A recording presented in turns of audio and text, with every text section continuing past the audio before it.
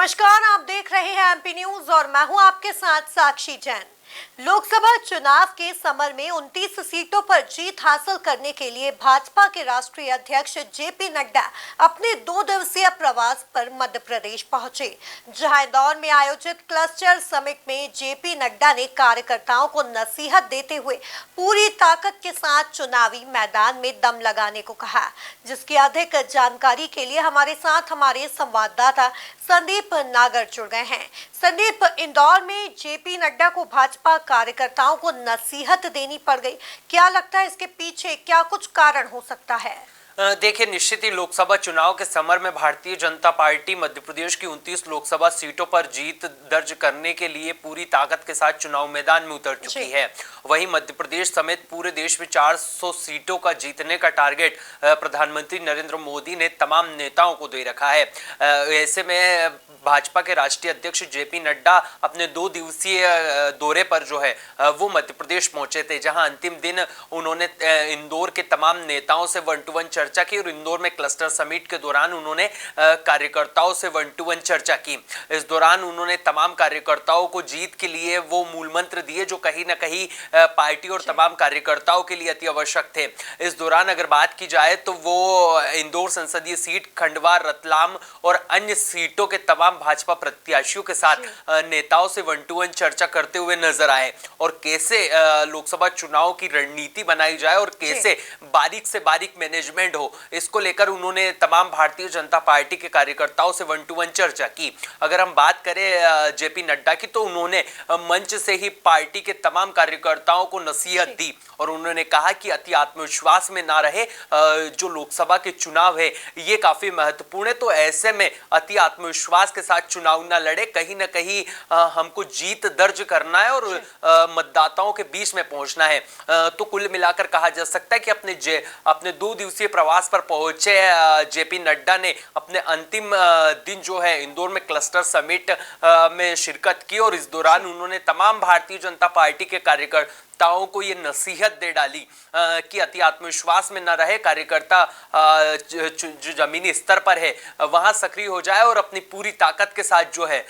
वो चुनाव लड़े, क्योंकि विपक्षी आदर्श होकर कहीं ना कहीं चुनाव लड़ते हुए नजर आ रहे हैं। तो ऐसे में कहीं ना कहीं ये चर्चा का विषय बना हुआ है कि आखिरकार भारतीय जनता पार्टी के राष्ट्रीय अध्यक्ष को मिशन 29 में कहीं ना कहीं डर की आहट तो नहीं दिखाई दे रही है, क्योंकि इस तरीके से मंच पर कार्यकर्ताओं को ये नसीहत देना कहीं ना कहीं अब सियासी गलियारों में चर्चा का विषय बनी हुई है। अब देखना होगा कि जेपी नड्डा की ये नसीहत भारतीय जनता पार्टी के तमाम कार्यकर्ता और नेता किस हिसाब से लेते हैं और आने वाले दिनों में किस तरीके से लोकसभा चुनाव की वो तैयारी करते हुए नजर आते हैं। जी संदीप, किन सीटों पर पेच फंसा हुआ है जिससे भाजपा को डर सता रहा है? देखिए, निश्चित ही अगर बात करें मध्य प्रदेश की 29 लोकसभा सीटों पर, तो भारतीय जनता पार्टी अपने अलग अलग लोकसभा सीट के हिसाब से अलग अलग रणनीति बनाती हुई नजर आ रही है। अलग अलग क्षेत्र और अलग अलग एरिया के हिसाब से जब पार्टी अपनी तैयारी करती हुई नजर आ रही है, तो ऐसे में कहीं ना कहीं उनको कुछ सीटों पर जो हार की आशंका कह सकते हैं या फिर कुछ आहट कह सकते हैं, वो भी दिखाई दे रही है। अगर बात करें कांग्रेस की, तो कांग्रेस लगातार अपने कार्यकर्ताओं के साथ और अपने वीवीआईपी चेहरों के साथ चुनाव मैदान में है। हम बात कर ले छिंदवाड़ा की, जहां से नकुलनाथ चुनाव मैदान में है। राजगढ़ की बात कर ले, दिग्विजय सिंह की बात जो चुनाव मैदान में पूरी ताकत के साथ उतरे हुए हैं। तो वही रतलाम की बात कर ले, कांतिलाल भूरिया लगातार दम लगा रहे हैं। तो ऐसे में कहीं ना कहीं जो सीटें हैं उन पर पेच फंसता हुआ भारतीय जनता पार्टी को दिखाई दे रहा है और ये जो आहट है ये जेपी नड्डा को पहले से ही नजर आ रही है। तो ऐसे में जब क्लस्टर समिट का आयोजन किया गया और उसमें तमाम उन लोकसभा सीटों को लिया गया जो कहीं ना कहीं आदिवासी वर्ग से आती है, तो ऐसे में कहीं कहा जा सकता है कि भारतीय जनता पार्टी आदिवासी वर्ग को साधने के लिए ये कार्ड चलती हुई नजर आई है और अपने तमाम दिग्गज नेताओं के साथ जब बैठक आयोजित की गई तो आदिवासी वोट प्रतिशत बढ़ाने को लेकर भी चर्चा हुई होगी, ऐसा माना जा रहा है। अगर हम बात करें किन किन लोकसभा सीटों पर पेच फंसा हुआ है। तो बैतूल वो सीट है जहां पर भारतीय जनता पार्टी अपने जो विधानसभा प्रत्याशी हैं उनके साथ पूरी लोकसभा चुनाव की तैयारी करती हुई नजर आ रही है, लेकिन विधायकों के जीत के बाद कहीं ना कहीं लोकसभा चुनाव में पेश फंसा हुआ नजर आ रहा है, क्योंकि वहां से कांग्रेस ने अपने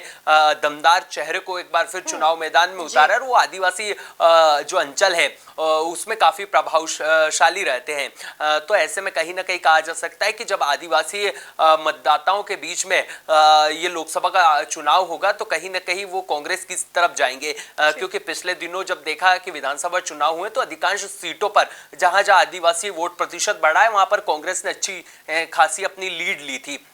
और यही कारण है कि भारतीय जनता पार्टी को लोकसभा चुनाव में भी डर सता रहा है कि कहीं ना कहीं आदिवासी वोट बैंक जो है वो नहीं छिटक जाए। वहीं अगर बात करें हम रतलाम सीट की तो वहां पर अनीता नागर सिंह चौहान चुनाव मैदान में भारतीय जनता पार्टी की ओर से, तो वही कांग्रेस ने कांतिलाल भूरिया को चुनाव मैदान में उतारा है। कांतिलाल भूरिया कांग्रेस के कद्दावर नेता है और लगातार अपनी सक्रिय राजनीति के लिए जाने जाते हैं और लंबी पारी जो है वो कांतिलाल भूरिया ने खेल रखी है। और अनीता नागर सिंह चौहान पहली बार लोकसभा चुनाव और इतने बड़े चुनाव में अपना हाथ आजमा रही है। हालांकि उनके पति कैबिनेट मंत्री जरूर है मोहन सरकार में, लेकिन बावजूद इसके कहीं ना कहीं रतलाम संसदीय सीट पर भी पेच फंसा हुआ है, क्योंकि अगर देखा जाए स्थानीय तौर पर तो वहां स्थानीय मुद्दे जो हैं वो काफी हावी होते हुए नजर आते हैं और लगातार अलीराजपुर और जो रतलाम संसदीय सीट है वहां स्थानीय तौर पर नेताओं की लड़ाई देखने को मिलती है। तो ऐसे में कहीं ना कहीं कहा जा सकता है कि वहां पर जो नेशनल मुद्दे हैं वो गौण होते हुए नजर आएंगे और जो स्थानीय मुद्दे हैं वो चुनाव मैदान में हावी होंगे। तो कहीं ना कहीं कांतिलाल भूरिया जो है वो बीजेपी की टेंशन बढ़ाते हुए रतलाम संसदीय सीट से नजर आ रहे हैं। वही अगर हम धार की बात कर ले या फिर हम अन्य सीटों की बात कर ले तो वह ये लगातार ऐसे क्षेत्र है जहां पर आदिवासी वोट बैंक कहीं ना कहीं अधिक प्रतिशत में है और विधानसभा चुनाव में कांग्रेस ने यहां पर अच्छा खासा प्रदर्शन भी किया था। तो ऐसे में जेपी नड्डा को कहीं ना कहीं इन सीटों पर चिंता बनी हुई नजर आ रही है और यही कारण है कि क्लस्टर समिट में उन्होंने स्पष्ट रूप से कहा कि जो नेता है भारतीय जनता पार्टी की वो अति आत्मविश्वास में ना रहे और जो तैयारी है वो जमीनी स्तर पर करे और बूथ लेवल पर कार्यकर्ताओं को सक्रिय करते हुए नजर आए। तो इसके अलावा अगर हम बात करें तो भारतीय जनता पार्टी के तमाम कार्यकर्ता जहां लगातार अपने कार्यकर्ताओं को एक्टिव करते हुए नजर आ रहे हैं, तो वहीं आदिवासी समाज में जिस तरीके से कांग्रेस अपने वोट बैंक बनाती हुई रणनीति बनाकर आगे काम करती हुई नजर आ रही है, तो ऐसे में कहीं ना कहीं माना जाता है कि लोकसभा चुनाव में आदिवासी वोट बैंक अगर कांग्रेस के पाले में जाता है तो कहीं ना कहीं भारतीय जनता पार्टी की जो चिंताएं हैं वो एक बार फिर बढ़ती हुई नजर आएगी। अब देखना होगा कि जो आदिवासी मतदाता हैं वो लोकसभा के में इस महासमर में किसको जीत का आशीर्वाद देता है और इन तमाम सीटों पर क्या आने वाले दिनों में रणनीति बनती हुई नजर आती है। संदीप, जेपी नड्डा के मध्य प्रदेश के दौरे के बाद भाजपा के कार्यकर्ताओं को कितनी हिम्मत मिलती दिखाई दे रही है? देखिए, निश्चित ही विधानसभा चुनाव में मिली जीत के बाद लगातार भारतीय जनता पार्टी के जो कार्यकर्ता है वो अति आत्मविश्वास के साथ चुनाव मैदान में उतर चुके हैं। लोकसभा चुनाव की अगर हम बात करें तो लगातार केंद्र के नेताओं से लेकर एमपी बीजेपी के तमाम दिग्गज नेता चुनाव मैदान में ताल ठोकते हुए नजर आ रहे हैं। हम बात कर ले सीएम मोहन यादव की, जो लगातार भारतीय जनता पार्टी के कार्यकर्ताओं का जोश बढ़ाने के लिए अलग अलग लोकसभा सीटों पर अपना दौरा करते हुए नजर आ रहे हैं। तो वही वीडी शर्मा की बात कर ले, जब पिछले दिनों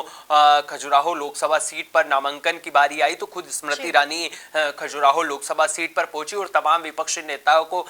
भरे मंच से चुनौती दी। तो वही केंद्रीय मंत्री ज्योतिरादित्य सिंधिया की बात कर लेते। ज्योतिरादित्य सिंधिया भी लगातार ग्वालियर, शिवपुरी और तमाम उस अंचल में एक्टिव है जहां लगातार कांग्रेस अच्छा प्रदर्शन करती हुई नजर आ रही थी और अब ऐसे में भारतीय जनता पार्टी के तमाम दिग्गज नेताओं ने मोर्चा जो है वो गुना, ग्वालियर और इस चंबल में संभाला हुआ नजर दिखाई दे रहे हैं। कैलाश विजयवर्गीय की बात कर ले, अलग अलग लोकसभा सीटों पर जाकर तमाम कार्यकर्ताओं में जीत का जो रणनीति है लोकसभा चुनाव की वो बनाते हुए नजर आ रहे हो। लगातार कार्यकर्ताओं से 1-to-1 चर्चा कर कुछ कमी लोकसभा से चुनाव में ना रह जाए, ऐसे में उनकी भी तैयारी जोरों पर है। लेकिन इसी बीच जेपी नड्डा का मध्य प्रदेश में 2 दिवसीय दौरा ये काफी महत्वपूर्ण हो जाता है, क्योंकि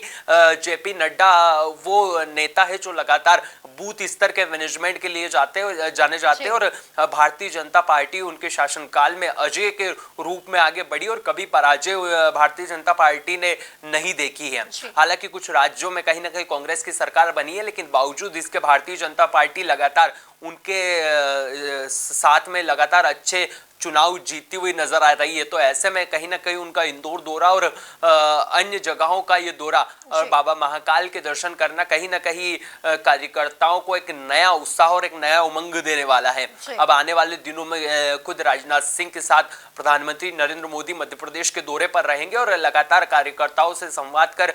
मतदाताओं से जीत का आशीर्वाद लेते हुए नजर आएंगे। तो ऐसे में कहीं ना कहीं कहा जा सकता है कि भारतीय जनता पार्टी के तमाम दिग्गज नेताओं ने मध्य प्रदेश में मोर्चा संभाल लिया और वो लगातार जीत के लिए जो है वो कार्यकर्ताओं को मूल मंत्र देते हुए नजर आ रहे हैं और मिशन 29 की ओर जो है वो भाजपा ने अपने पांव जो है वो आगे बढ़ा दिए हैं। ऐसे में अब देखना होगा कि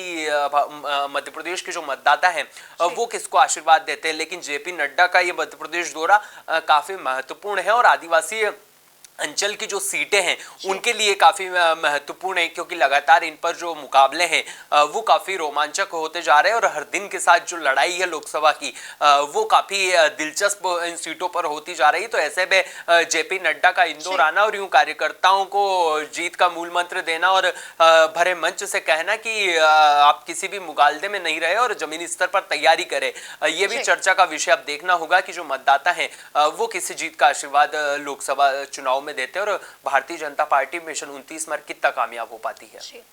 देखा जाए तो लोकसभा चुनाव अब नजदीक है, ऐसे में भाजपा अपने मिशन 29 की ओर आगे बढ़ रही है। इसी क्रम में भाजपा के कई दिग्गज नेता मध्य प्रदेश में अपने डेरा डाल रहे हैं। इसी कड़ी में राष्ट्रीय अध्यक्ष जेपी नड्डा अपने 2 दिवसीय प्रवास पर मध्य प्रदेश पहुंचे थे, जहां उन्होंने भाजपा कार्यकर्ताओं को जीत का मूल मंत्र भी दिया। अब देखना यह होगा कि जेपी नड्डा का यह फॉर्मूला कितना कार्यकर्ताओं को काम आता है। तब तक के लिए आप बने रहिए एमपी न्यूज के साथ। नमस्कार। एमपी की नब्ज, एमपी का हाल, मध्य प्रदेश की हर खबर एमपी न्यूज टीवी के साथ। लगातार खबरों के लिए सब्सक्राइब करें हमारा YouTube channel MP news TV. Latest updates के लिए बेल आइकन दबाना जरा भी न भूलें।